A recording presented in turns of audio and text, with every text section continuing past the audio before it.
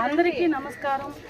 ఈరోజు బుచ్చిరెడ్డిపాలెం నగర పంచాయతీలోని 4వ వార్డు నందు ఎన్నికల ప్రచారంలో భాగంగా నేను మధుసూదన్ రెడ్డి అన్న, బట్టా విల్సన్ అన్న, 14వ వార్డు కౌన్సిలర్ చీర్ల ప్రసాద్ గారు, ప్రవళిక గారు, చలపతన్న, వైసీపీ నాయకులము, కౌన్సిలర్లము, వైసీపీ నా అభిమానులు, కార్యకర్తలతో సహా అందరితో కలిసి ప్రతి గడపకి వెళ్ళి మన జగనన్న చేసినటువంటి సంక్షేమ పథకాల గురించి వివరించడం జరిగింది. ప్రతి ఒక్కరి నోట ఒకటే మాట, మాకు జగనన్న మా ఇంట్లో ఇన్ని పథకాలు ఇచ్చాడమ్మా, మేము జగనన్ననే గెలిపించుకుంటాము, మళ్ళీ మరోసారి ముఖ్యమంత్రిగా జగనన్ననే చేసుకుంటాము, మళ్ళీ మాకు జగనన్నే కావాలి, మాకు ఈ పథకాలన్నీ కావాలి అని ప్రతి ఒక్కరు ఇదే మాట. మా ఇంటికి మళ్ళీ రావద్దమ్మా, మేము జగనన్నని గెలిపించుకుంటాము, మీరు ఇంకో దగ్గర తిరిగి ఇంకొంతమందికి చెప్పి జగనన్నకి ఓటు వేయించి గెలిపించండి అమ్మా, మేము సంతోషంగా ఉన్నామమ్మా అని చెప్తున్నారు. మాకైతే చాలా సంతోషంగా ఉంది. అదేవిధంగా మన ఎమ్మెల్యే శ్రీ నల్లపురెడ్డి ప్రసన్న కుమార్ రెడ్డి గారు చేసినటువంటి అభివృద్ధి పనుల గురించి చెప్పడం జరిగింది. ప్రతి ఒక్కరు కూడా ఇటువంటి ఎమ్మెల్యే మాకు ఉండడం, మనకి దొరకడం మన అదృష్టము. 4వ వార్డులో అయితే రోడ్లు ఎలా ఉన్నాయంటే గుంటలు గుంటలుగా ఉన్నాయి. ఇప్పుడు ప్రతి ఒక్క వీధికి రోడ్డు ఉంది, డ్రైనేజ్ ఉంది. ఇవన్నీ మా ఎమ్మెల్యే గారు చేసినటువంటి అభివృద్ధి పనులు. ఇక్కడ ఉన్నటువంటి ప్రజలు కూడా చాలా సంతోషంగా ఉంటారు. 4వ వార్డులో ఉన్నటువంటి ప్రజలు మేము మా ఎమ్మెల్యే గారిని గెలిపించుకుంటాము, మాకు ఇంతకంటే అభివృద్ధి పనులు చేసి పెడతాడు, మేము మా ఎమ్మెల్యేని గెలిపించుకుంటాము అని అందరూ ఒకటే మాట అంటున్నారు. ఇతర పార్టీ వాళ్ళు 4వ వార్డులో తిరిగేటప్పుడు అభివృద్ధి జరగలేదు అని మాట్లాడారు. ఎలా మాట్లాడతారు? కాస్త చూసి మాట్లాడొచ్చు కదా. ఇంతకుముందు ఈ వార్డులో రోడ్లు ఎలా ఉన్నాయంటే అన్యాయంగా ఉన్నాయి. అసలు బైపాస్ రోడ్డు ఎలా ఉన్నిందంటే బాగలేదు. ప్రతి ఒక్కరూ మాకు రోడ్డు వేయండమ్మా అని అడిగారు.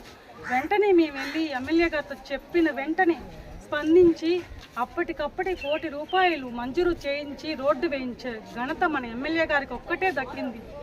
అటువంటి ఎమ్మెల్యే మాకు కావాలని కోరుకుంటున్నారు.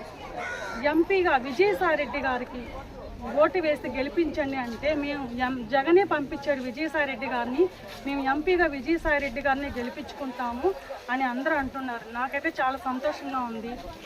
మళ్ళీ గెలిచేది మన జగనన్నే గెలుస్తాడని అందరూ అంటున్నారు. గెలిచేది కూడా మన జగనన్నే, మళ్ళీ ముఖ్యమంత్రిగా ప్రమాణ స్వీకారం చేయబోయేది మన జగనన్నే. ప్రతి ఒక్కరికి నేను ఒకటే చెప్తున్నాను, మహిళలందరికీ పెద్దపీట వేసిన జగన్మోహన్ రెడ్డి గారికి రాష్ట్రంలో ఉన్నటువంటి ప్రజలందరూ కూడా ఎంతో రుణపడి ఉన్నాం. జగన్మోహన్ రెడ్డి గారిని గెలిపించుకొని మన రుణం తీర్చుకోవాలని మిమ్మల్ని అందరినీ కోరుకుంటున్నాను. అదేవిధంగా ఇంకొక చిన్న విషయము, చైర్పర్సన్ వాళ్ళు టీడీపీలోకి వెళ్ళిపోతున్నారు వైసీపీ పార్టీలో నుంచి అని చాలా ప్రజలు ఇలా ప్రచారం చేస్తున్నారు. ఎందుకు చేస్తున్నారో తెలియదు, కానీ మేమైతే మాకు అంత అవసరం లేదు. వైసీపీ పార్టీలో నుంచి టీడీపీలోకి వెళ్ళాల్సిన అవసరం మాకు లేదు. మేమైతే ఈ పార్టీ వీడి వెళ్ళము, మేము వైసీపీలోనే ఉంటాము. మా కౌన్సిలర్లు కూడా మాతోనే ఉంటారు, మాతో పాటు మా నాయకులు అందరూ ఉంటారు, కార్యకర్తలు, వైసీపీ నాయకులు, కార్యకర్తలు అందరూ కూడా అందరినీ వెంట పెట్టుకొని ప్రతి వార్డులోనూ తిరిగి ప్రతి ఒక్కరికి మన జగనన్న చేసినటువంటి సంక్షేమ పథకాల గురించి, మన ఎమ్మెల్యే గారు చేసినటువంటి అభివృద్ధి పనుల గురించి వివరించి చెప్పి ఓటు వేయించి మళ్ళీ మేము మా ఎమ్మెల్యే గారిని అత్యధిక మెజారిటీతో గెలిపించుకొని మంత్రిగా చేసుకొని మన బుచ్చిరెడ్డిపాలెంని, మన నియోజకవర్గాన్ని మరింతగా అభివృద్ధి చేసుకుంటాం. అందరికీ ధన్యవాదాలు. అందరికీ నమస్కారము.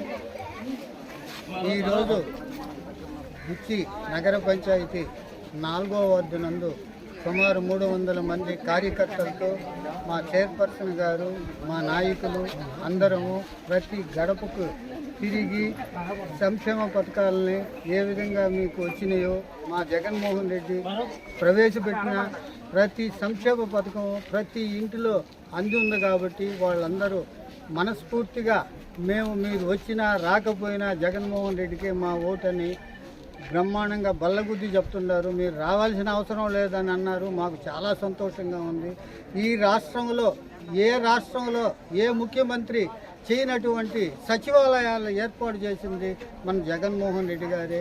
ఆ సచివాలయ వ్యవస్థను తీసుకొచ్చి వాలంటరీ వ్యవస్థను పెట్టి ప్రతి ఒక్కరికి 1వ తేదీ సూర్యోదయం కాకముందే పెన్షన్లు ఇవ్వటం కానీ ఇవన్నీ ఈ మధ్యకాలంలో తెలుగుదేశం వాళ్ళ పుణ్యమా అని అది కోర్టుకు పోయి వాలంటరీ వ్యవస్థని రద్దు చేశారు. వాళ్ళ జీవానికి ముసలి ముతక ఎంతమంది పాపం ఇబ్బందులు పడ్డారో ప్రతి ఒక్కరికి తెలిసింది. కాబట్టి ఈ రాబోయే రోజుల్లో మన ముఖ్యమంత్రి గారిని, ఇక్కడ మన ప్రసన్న కుమార్ రెడ్డి గారిని, ఎంపీ గారిని అత్యధిక మెజార్టీతో గెలిపించుకొని మన ఎమ్మెల్యే గారిని మంత్రిని చేసుకొని ఇంకా కొర ఉంటే అభివృద్ధి పనులు చేసుకోవాలని ప్రతి ఒక్కరిని మీ ద్వారా మనస్ఫూర్తిగా కోరుకుంటూ సెలవు తీసుకుంటాను. అవునా